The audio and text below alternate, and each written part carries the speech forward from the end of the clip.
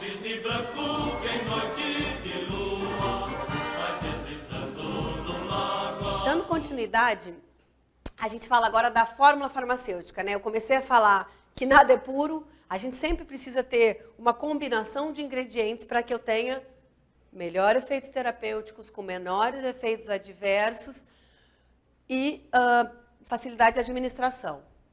Então, o ator principal, a qual o medicamento não existiria sem, é o princípio ativo, né? Então, uma fórmula farmacêutica deve conter pelo menos um princípio ativo. Não quer dizer que vai conter só um, mas de uma forma geral, o princípio ativo é aquele componente que está associado ao efeito terapêutico que eu espero. Ou seja, vou prescrever um benzodiazepínico. Para quê?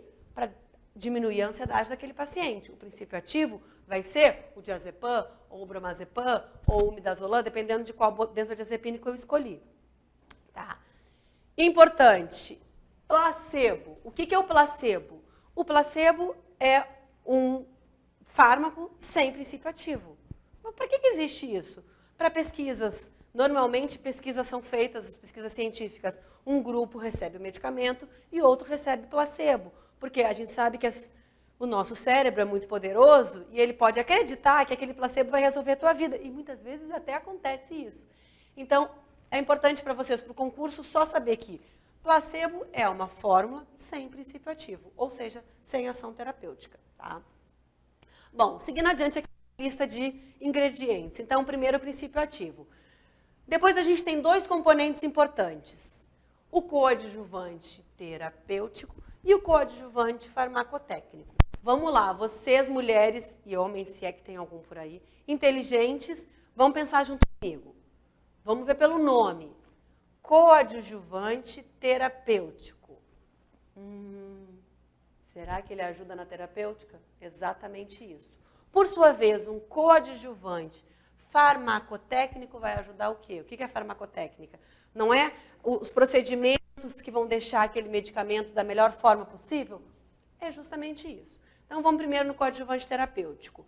Eu dei um exemplo aqui do anestésico local. E eu dei um exemplo perfeito do coadjuvante terapêutico. Ele vai ajudar na terapêutica. Ou seja, ele vai ajudar em entregar o que meu paciente espera da melhor forma possível. Eu usando uma adrenalina junto com a lidocaína, eu vou provocar uma vasoconstrição, o anestésico, que é o princípio ativo, vai ficar mais tempo no sítio, vai ser absorvido com mais calma e eu vou ter um efeito terapêutico, que é a anestesia por mais tempo, de uma forma mais efetiva. Então, esse é um exemplo muito clássico de efeito de coadjuvante terapêutico. Tá? Outro exemplo, deixa eu pensar aqui.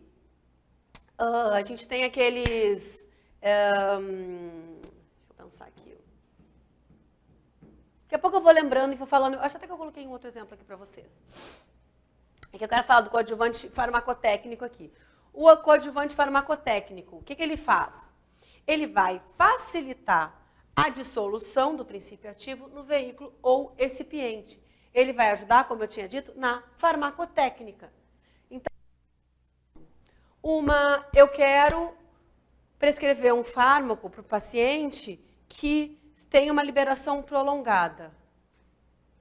Nimesulida retarde. Já viram aquelas cápsulas? A cápsula, ela é de uma forma que ela faça com que haja uma liberação lenta e prolongada desse fármaco. Ele vai sendo absorvido bem devagarinho para que eu tenha uma concentração plasmática constante. Aquela cápsula que é capaz de promover isso é um coadjuvante farmacotécnico. Ele ajuda, no final das contas, a ter uma melhor ação, mas ele mexe nas propriedades físicas do fármaco. Não é um componente extra, como, por exemplo, a adrenalina, que vai melhorar a ação terapêutica diretamente. Ele vai melhorar indiretamente o coadjuvante farmacotécnico.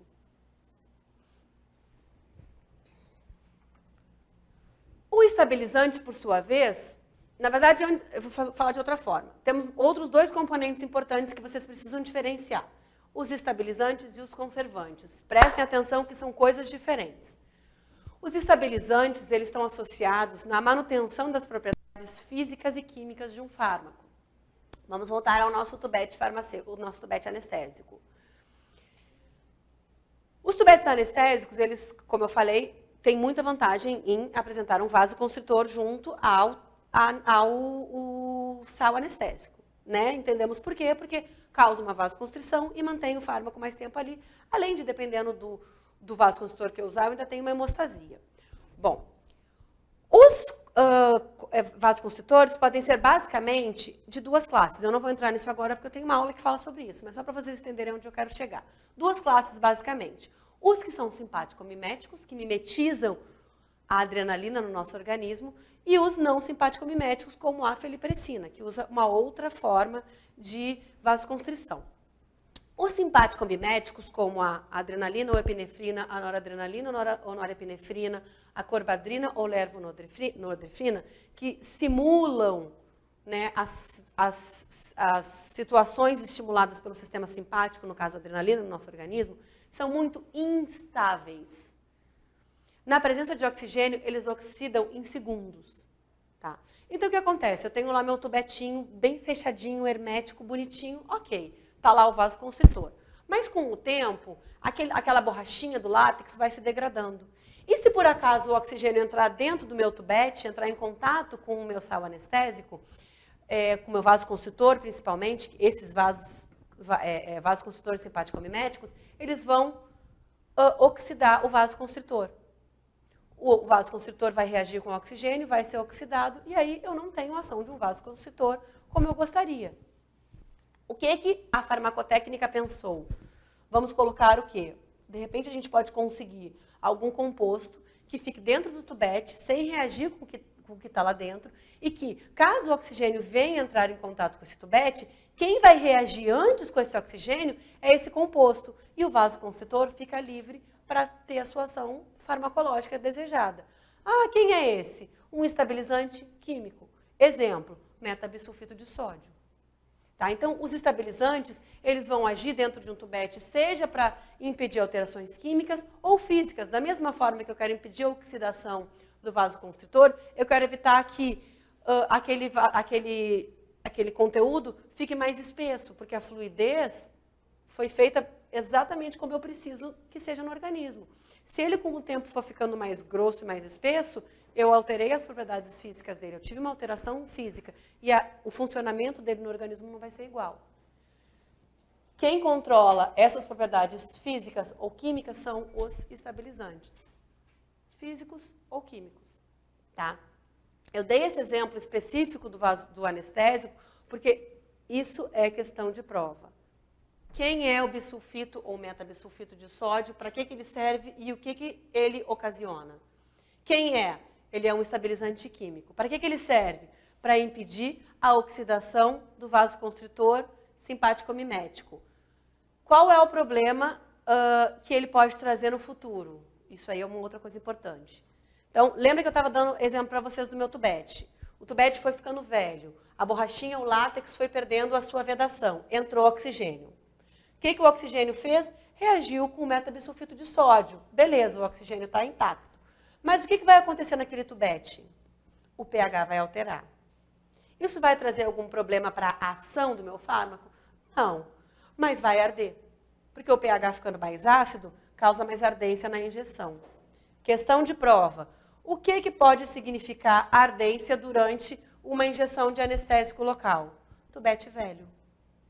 O que significa isso? Tubete velho. Tubete velho por quê? Entrou oxigênio, o oxigênio reagiu com metabisulfito de sódio, o pH ficou mais ácido, arde na hora da injeção.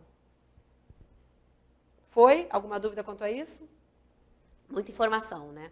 Não se preocupem que, com o tempo, essa informação vai ficando mais tranquila, porque eu repito 300 mil vezes. Eu ainda vou falar até o fim do curso sobre metabisulfito de sódio mais vezes. Tá? Então, voltando aqui para cima, estabilizantes, aumenta a estabilidade física ou química. Física, como eu tinha dito, não vai alterar viscosidade, cor, odor ou sabor. Químico, impedem oxidação, redução ou hidrólise. O principal exemplo que a gente cita é a presença dos sulfitos. Tá?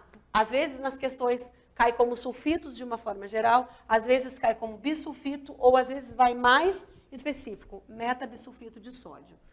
Tá? Outra questão associada a esses sulfitos. Os sulfitos são dos poucos componentes no tubete anestésico que podem despertar alergia.